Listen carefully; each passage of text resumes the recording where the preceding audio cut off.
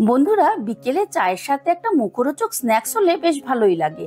কিন্তু রোজ রোজ বাইরের chop cutlet না খেয়ে যদি বাড়িতে এমন সুন্দর স্ন্যাক্স বানিয়ে নেওয়া যায়, তাহলে যেমন শরীরও ভালো থাকে, তেমনি বাড়ির প্রত্যেকে মজা করে খাবে। সেই গতানুগতিক বাঁধাকপি তো অনেক খেয়েছো, একদিন এই রকম বাঁধাকপি দিয়ে স্ন্যাক্স বানিয়ে খেয়ে দেখো, কি অসম্ভব সুস্বাদু খেতে। নমস্কার বন্ধুরা, আমি সঞ্জু। আজকে দারুণ একটা রেসিপি নিয়ে চলে এসেছি। আজকের রেসিপি বাঁধাকপির বল, আর সঙ্গে থাকছে অনেক টিপস এন্ড ট্রিক্স। ঠিক আছে, তাহলে তোমরা দেখতে থাকো রেসিপিটা আমি ঠিক কিভাবে করছি। রেসিপিটা করার জন্য আমি এখানে ছোট একটা বাঁধাকপি আগে থেকেই ভালো করে ধুয়ে এরকম ছোট ছোট করে কেটে জল ঝরিয়ে রেখে দিয়েছি। এবারে গ্যাস ধরিয়ে একটা কড়া বসিয়ে দিয়েছি, আর প্রথমেই আমি বেশ খানিকটা চিনেবাদাম শুকনো কড়ায় ভেজে নেব। গ্যাসের আঁচটা মিডিয়ামে রেখে বাদামগুলো ভালো করে ভেজে নেব। আর বাদামগুলো ভাজতে ভাজতে যখন বাদামের গায়ে কালো কালো একটু ছিট পড়বে, তখনই বুঝতে পারবে যে বাদামটা ভাজা হয়ে গেছে। বাদামগুলো বেশ মচমচে করে ভেজে নিয়েছি, এবারে বাদামগুলোকে তুলে নেব। এবারে বাঁধাকপির পুরটা তৈরি করে নেওয়ার জন্য আমি ওই কড়াতেই 3 চামচের মতন সর্ষের তেল দিয়ে দিলাম। তেলটা গরম হয়ে গেলে দিয়ে দিচ্ছি ফোড়ন। ফোড়নে দিচ্ছি একটা তেজপাতা, শুকনো লঙ্কা আর অল্প একটু 5 ফোড়ন। ফোড়নটা একটু নাড়াচাড়া করে নেব। আমি ফ্লেভারের জন্য তেজপাতা আর শুকনো লঙ্কাটা দিলাম। পুরটা হয়ে গেলেই আমি তেজপাতা আর শুকনো লঙ্কাটাকে তুলে ফেলে দেব। ফোড়নটা একটু ভাজা ভাজা করে নিয়েছি। এবারে দিয়ে দিচ্ছি গ্রেট করা আদা। এখানে আমি 2 কোয়া আদা গ্রেট করে নিয়েছি। আর দিয়ে দিচ্ছি 4-5 খানা কাঁচা লঙ্কা এভাবে কুচি করে নিয়েছি। ঝালটা তোমরা যেরকম পছন্দ করো সেরকম দিও। তবে এই রেসিপিতে একটু ঝাল ঝাল হলে কিন্তু রান্নাটা খেতে খুব ভালো লাগবে। আদাটা একটু নাড়াচাড়া করে নিলাম, মানে যতক্ষণ আদার কাঁচা গন্ধটা না যাচ্ছে। আদার কাঁচা গন্ধটা চলে গেলে দিয়ে দিচ্ছি কেটে রাখা বাঁধাকপি। বাঁধাকপিটা তাড়াতাড়ি নরম হবার জন্য দিয়ে দিচ্ছি স্বাদ মতো নুন। নুনটা দিলে বাঁধাকপিটা তাড়াতাড়ি নরম হয়ে যাবে।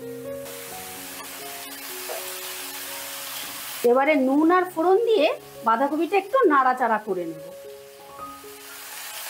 বাঁধাকপিটা ভালো করে মিশিয়ে নিয়ে আমি 5 মিনিটের জন্য ঢাকা দিয়ে দিলাম নরম হবার জন্য। 5 মিনিট বাদে ঢাকাটা তুলে নিলাম।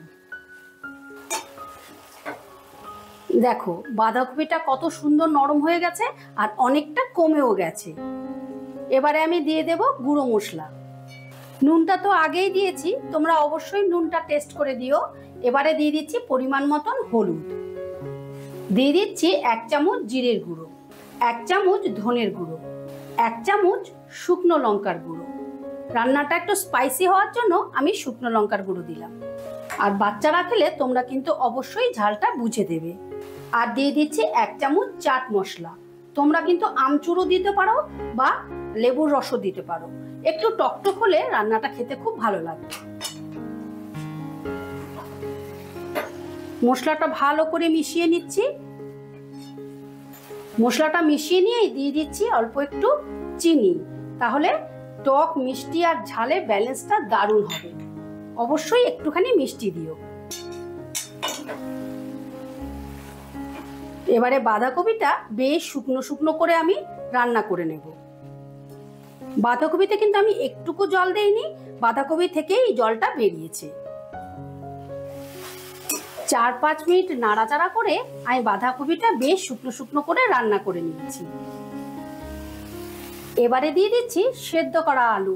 এখানে আমি 3টে আলু প্রেসার কুকারে সেদ্ধ করে এরকম ম্যাশ করে রেখেছি। এবারে ম্যাশ করা আলুটা দিয়ে দিলাম।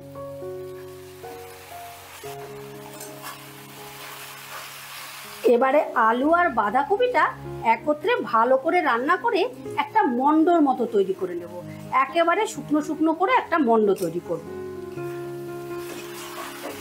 আর তোমরা অবশ্যই লক্ষ্য রেখো যেন আলুর মধ্যে কোনো রকম দানা না থাকে, তাহলে রেসিপিটা তৈরি করতে অসুবিধে হবে। দেখো বাঁধাকপিটা আমি একদম শুকনো শুকনো করে নিয়েছি, আর এইরকম শুকনো শুকনো করে কিন্তু করতে হবে। এবারে নামাবার আগে দিয়ে দিচ্ছি একটু গরম মশলা, শাহি গরম মশলা। আর দিয়ে দিচ্ছি ভেজে রাখা বাদাম। দেখো বাদামটা কিন্তু আমি গোটা গোটা রাখিনি, একটু ভাঙা ভাঙা করে নিয়েছি, মানে আধ ভাঙা করে নিয়েছি। এবারে সমস্তটা আমি আবারও ভালো করে মিশিয়ে নিচ্ছি। গরম মশলা আর বাদাম দিয়ে বাঁধাকপির পুরটা ভালো করে মিশিয়ে নিয়েছি। এবারে পুরটাকে নামিয়ে আমি ঠান্ডা করে নেব। পুরটা ঠান্ডা হতে হতে এদিকে আমি একটা ময়দার ঘোল বানিয়ে নেব। তার জন্য নিয়ে নিচ্ছি 3 চামচ ময়দা।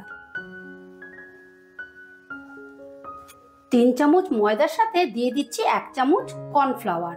তোমরা কিন্তু শুধু ময়দা দিয়েও করতে পারো, তাহলেও কিন্তু খেতে খুব ভালো লাগবে যদি হাতের কাছে কর্নফ্লাওয়ার না থাকে।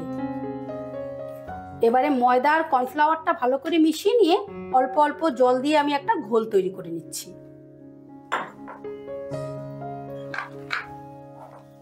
আর একটু জল দিয়ে দিলাম, একটু ভারী মনে হচ্ছে। আমি তোমাদের দেখিয়ে দিচ্ছি কতটা পাতলা করতে হবে।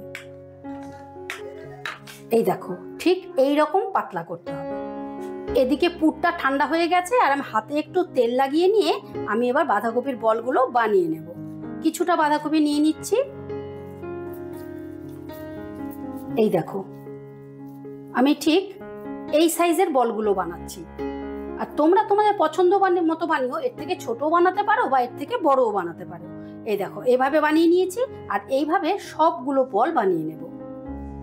এই দেখো, আমি সমস্ত বাঁধাকপির বলগুলোকে তৈরি করে নিয়েছি।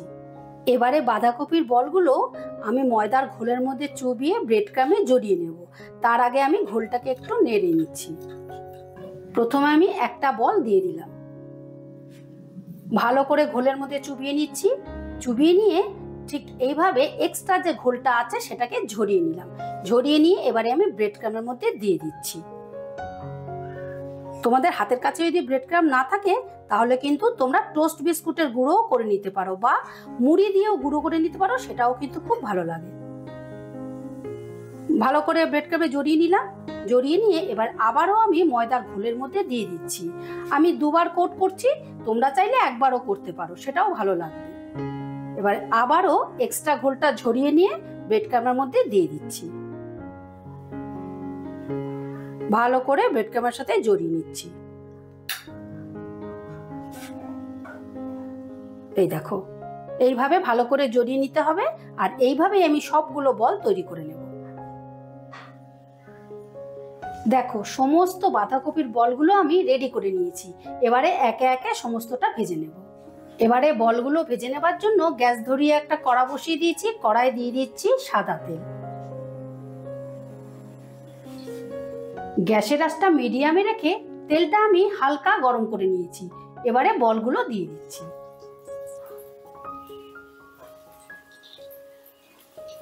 আমার এই কড়ার মধ্যে যে কটা বল ধরছে আমি দিয়ে দিচ্ছি।